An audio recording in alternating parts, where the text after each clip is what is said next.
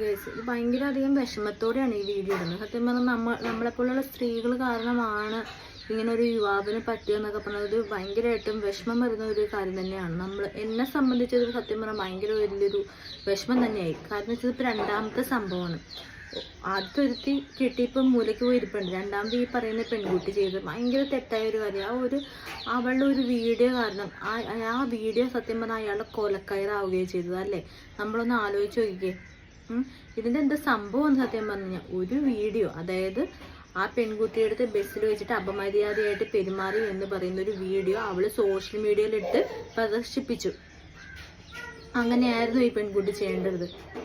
പറയാനുള്ളത് നമ്മളുടെ സ്ത്രീകളോടാണ്. അത് ഇനി നിങ്ങളുടെ വീട്ടിലായാലും നിങ്ങളുടെ മക്കൾ ഇതുപോലെ ഒരു കാര്യം ചെയ്യുന്നുണ്ടെങ്കിൽ നിങ്ങൾ അതിനെ ഒന്ന് നിയന്ത്രിക്കണം. അവരോട് ആദ്യം തന്നെ പറയണം, നിങ്ങൾക്ക് ഈ സ്ത്രീകൾക്ക് ഇങ്ങനെ എന്തെങ്കിലും സിറ്റുവേഷൻസ് നേരിടേണ്ടി വന്നിട്ടുണ്ടെങ്കിൽ അതൊന്നുമില്ലെങ്കിൽ നിങ്ങൾ മാതാപിതാക്കൾ പറഞ്ഞു കൊടുക്കുക. ഇത് നമ്മൾ ചെയ്യേണ്ടത് എന്താണെന്ന് വെച്ചാൽ പോലീസ് സ്റ്റേഷൻ അല്ലെങ്കിൽ നിയമപരമായിട്ട് നേരിടുകയാണ് ചെയ്യേണ്ടത്.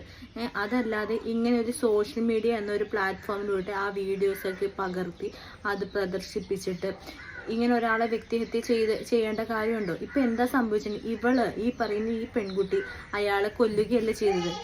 ഒരു സോഷ്യൽ മീഡിയ എന്നൊരു ആയുധം കൊണ്ട് അയാൾ ഇവള് കൊന്നു, അങ്ങനെ നമുക്ക് പറയാൻ പറ്റുള്ളൂ. ഇത് സത്യം പറഞ്ഞു കഴിഞ്ഞാൽ അൺസഹിക്കബിൾ ആണിത്. നമുക്ക് സഹിക്കാൻ പറ്റത്തില്ല. നമ്മുടെ വീട്ടിലും പുരുഷന്മാരുള്ളതാണ്. നമുക്കും അനിയന്മാരും ചേട്ടന്മാരും എല്ലാം ഉള്ളതാ. അവരോടാണ് ഈ പെൺകുട്ടി ഇങ്ങനെ ചെയ്യുന്നതെന്ന് ഓർത്തു നോക്കിക്കേ.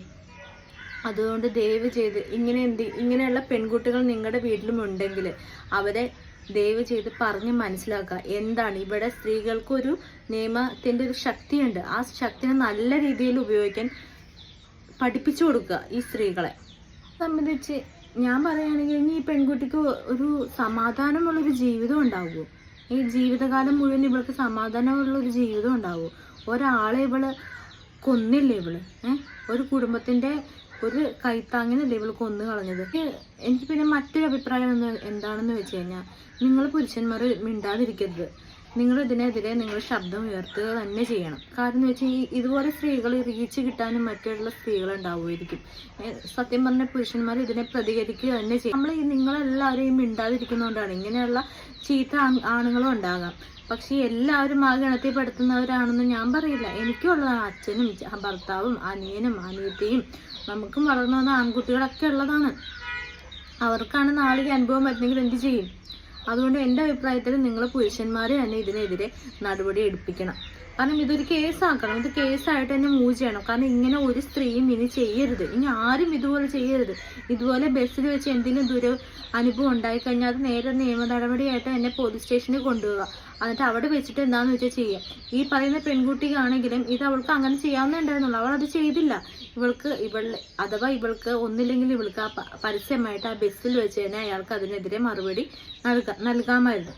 രണ്ടാമത്തെന്ന് പറഞ്ഞാൽ ഇവളുടെ വീഡിയോ സഹിതം ഫോട്ടോ സഹിതം ഉണ്ടോ അവളുടെ അടുത്തുള്ള ഏത് പോലീസ് സ്റ്റേഷനിലാണോ അവിടെ കൊണ്ടുപോയി ഇവൾക്ക് അത് കാണിക്കാമായിരുന്നു. കാണിച്ചിട്ട് ഇയാൾക്കെതിരെ നടപടി എടുക്കണം എന്ന രീതിയിൽ ഇവൾക്ക് സംസാരിക്കാമായിരുന്നു. ഇവിടെ അതൊന്നും ചെയ്തില്ല. ഇതൊക്കെ വേണ്ടത് റീച്ചാണ്. ഇങ്ങനെ റീച്ച് ഉണ്ടാക്കിയിട്ട് എന്തിനാ മക്കളെ നിങ്ങൾക്ക് അരി വാങ്ങിക്കാനുള്ളത് എന്തൊക്കെ വന്നാലും ഗവൺമെന്റ് തരുന്നില്ലേ? ഇതുപോലെ റീച്ച് ഉണ്ടാക്കിയിട്ട് നിങ്ങൾക്ക് എന്തിനാ? ഇങ്ങനെ ഒരാളെ കൊന്നിട്ട് നിങ്ങൾക്ക് എന്തിനാണ് റീച്ച്? എന്തിനാ ഇനി ആരെങ്കിലും ഇങ്ങനെ ചെയ്യുമ്പോഴത്തേക്കും നിങ്ങളൊന്ന് ആലോചിക്കണം. മറ്റുള്ളവരെ ദ്രോഹിച്ചിട്ടുള്ള ഒരു പരിപാടിയും ചെയ്യാൻ പോകരുത്. ഇതൊരു അപേക്ഷയാണ്. അതുപോലെ മെൻസ് കമ്മീഷൻ ആണുങ്ങളോട് അതുപോലെ പുരുഷന്മാരോട് പറയാനുള്ള ഒരു കാര്യമാണ്. നിങ്ങൾ ഇതിനെതിരെ നടപടി എടുക്കാതിരിക്കരുത്. കാരണം ഇത് അല്ലെങ്കിൽ നിങ്ങൾക്കെതിരെയുള്ള ആക്രമണങ്ങൾ കൂടിക്കൂടി വരികയുള്ളൂ. ഇപ്പോഴത്തെ പെൺകുട്ടികൾ കേൾക്കാൻ വേണ്ടിയാണ് ഈ പറയണത്. ഞങ്ങളുടെയൊക്കെ ചെറുപ്പത്തിൽ ഞങ്ങളും ഇതുപോലെ സാഹചര്യങ്ങളിൽ കൂടെ കടന്നു വന്നിട്ട് ഉള്ളവർ തന്നെയാണ്.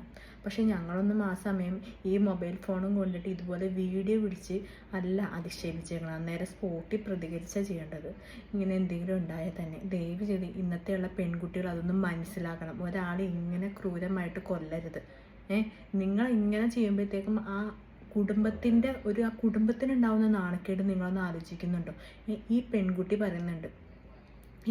ഇതിനകത്ത് പറയുന്നുണ്ട് അയാൾക്ക് രണ്ടാമതൊരു വീഡിയോയിൽ പറയുന്നുണ്ട്. ഞാൻ നിങ്ങൾക്കൊന്ന് കേൾപ്പിച്ച് തരുമ്പോൾ എന്താ പറയണേന്ന്. പിന്നെ ഇതൊരു വ്യൂസിന് വേണ്ടിയിട്ടുള്ള വീഡിയോ അല്ല കേട്ടോ. ഒരു ഗുരുതരമായിട്ടുള്ള മാനസിക സാമൂഹിക പ്രശ്നത്തിൻ്റെ വിശദീകരണമാണ്.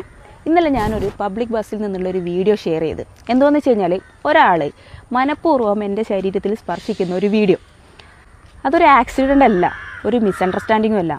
ഇത് മേജർ സൈക്കോളജിക്കൽ ഇഷ്യൂവും സെക്ഷൽ ബൗണ്ടറി വയലേഷനുമാണ്. അതായത് കൺസെൻ്റ് ഇല്ലാതെ ഒരു മനുഷ്യൻ്റെ ശരീരത്തിൽ തൊടാൻ ആർക്കാ അവകാശമുള്ളത്?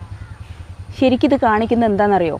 അയാൾക്ക് അയാളുടെ ഇമ്പൾസ് കൺട്രോൾ ചെയ്യാനുള്ള ശേഷിയില്ല, മറ്റുള്ള മനുഷ്യന്മാരോടുള്ള എമ്പതി ഇല്ല. ഇതിനൊക്കെ അപ്പുറത്ത് ആരും എന്നെ ഒന്നും ചെയ്യില്ല എന്നുള്ളൊരു മറ്റേടത്തെ വിചാരമില്ലേ, അതും കൊണ്ടാണ്. എന്താണെന്ന് വെച്ചാൽ ഞാൻ ഈ ഫസ്റ്റ് എൻ്റെ മുന്നിൽ നിൽക്കുന്ന ഒരു പെൺകുട്ടിക്കുള്ള ഡിസ്റ്റർബൻസ് കണ്ടിട്ട് എൻ്റെ ഫോണിൽ വീഡിയോ ഓണാക്കി ഇങ്ങനെ പിടിച്ചു. ഈ വീഡിയോ ഓണാക്കിയത് അയാൾ കണ്ടിട്ടുണ്ട്. അയാളത് കണ്ടുകൊണ്ടിരിക്കെ തന്നെ അയാൾ കുറച്ച് നേരം അങ്ങനെ നിന്നു, വേറെ കുഴപ്പമൊന്നുമില്ല. കുറച്ച് കഴിഞ്ഞപ്പോൾ അയാളത് പിന്നെ റിപ്പീറ്റ് ചെയ്തുകൊണ്ടിരിക്കുക. അതിൽ നിന്ന് എന്താ മനസ്സിലാക്കുന്നത്?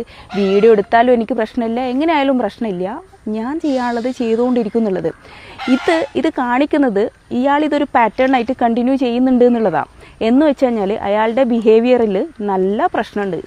ഇതൊരു മെയിലിൻ്റെ നോർമൽ ബിഹേവിയർ അല്ല, ഇൻസ്റ്റിങ്ക്റ്റും അല്ല, ടെംപ്റ്റേഷനും അല്ല, പിന്നെന്താ? അൺകറക്റ്റഡ് ബിഹേവിയറാണ്. സൈക്കോളജി പറയണതേ unchallenged behaviour become repeated behaviours. നമ്മളെന്താ ചെയ്യേണ്ടത്? ഞാൻ ഇന്നലെ ആ വീഡിയോ എടുത്ത് അയാൾക്കത് പ്രശ്നമല്ല എന്ന് അയാൾ മനസ്സിലാക്കിയിട്ട് വീണ്ടും അത് റിപ്പീറ്റ് ചെയ്തത് കണ്ടിട്ട് ഞാൻ ആ വീഡിയോ പോസ്റ്റ് ചെയ്തതിൻ്റെ ഉദ്ദേശം എന്താണെന്ന് വെച്ചാൽ ഇത് മാക്സിമം ആളുകളിലേക്ക് എത്തിക്കുക. സൊസൈറ്റി അയാളെ ചോദ്യം ചെയ്യണം. അത് അയാളുടെ ചുറ്റുമുള്ള ആൾക്കാരും അയാളുടെ കുടുംബക്കാരും കാണണം. ഒരാൾ സ്വന്തം മനസാക്ഷിക്ക് മുമ്പിൽ അയാൾക്ക് ഒന്നും പ്രശ്നമില്ലാതെ നടക്കുന്ന ഒരാളാണ് എന്നുണ്ടെങ്കിൽ പിന്നെ അയാൾ മാന്യത കാണിക്കുന്നത് അയാൾ ജീവിക്കുന്ന സൊസൈറ്റിക്ക് മുമ്പിലും അയാളുടെ ചുറ്റുമുള്ള കുടുംബത്തിന് മുമ്പിലുമാണ്. അപ്പോൾ ഈ കുടുംബം അത് അറിഞ്ഞു എന്നറിയുമ്പോഴും സൊസൈറ്റി അത് അറിഞ്ഞു എന്നറിയുമ്പോൾ മാത്രമാണ് ഇവർ ഈ ബിഹേവിയർ ചേഞ്ച് ചെയ്യാൻ പോകുന്നുള്ളൂ.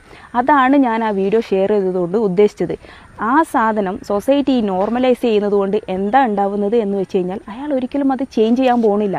ഇങ്ങനെയാണെങ്കിലും വിക്ടിമിനെ മാത്രം ക്രൂശിക്കാനേ ഇവിടെ ആളുകളുള്ളൂ എന്ന് പറഞ്ഞിട്ട് അയാൾ അത് ആ സാധനം റിപ്പീറ്റ് ചെയ്തുകൊണ്ടേയിരിക്കും. ഇതൊരു ചെറിയ തെറ്റല്ല, ജോക്കും അല്ല, അറ്റൻഷൻ സീക്കിങ്ങും അല്ല. ഇതൊരു major psychological and social issue ആണ്.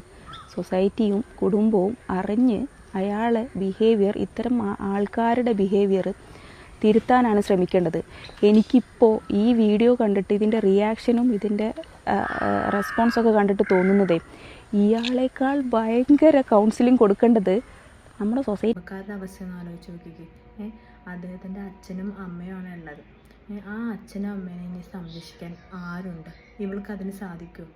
ഇങ്ങനെ ഓരോന്നൊക്കെ ചെയ്ത് കൂട്ടുമ്പോൾ പിള്ളേരെ നിങ്ങൾക്കറിയില്ല ഇതിൻ്റെയൊക്കെ വരുവരായിക എന്താണെന്ന്.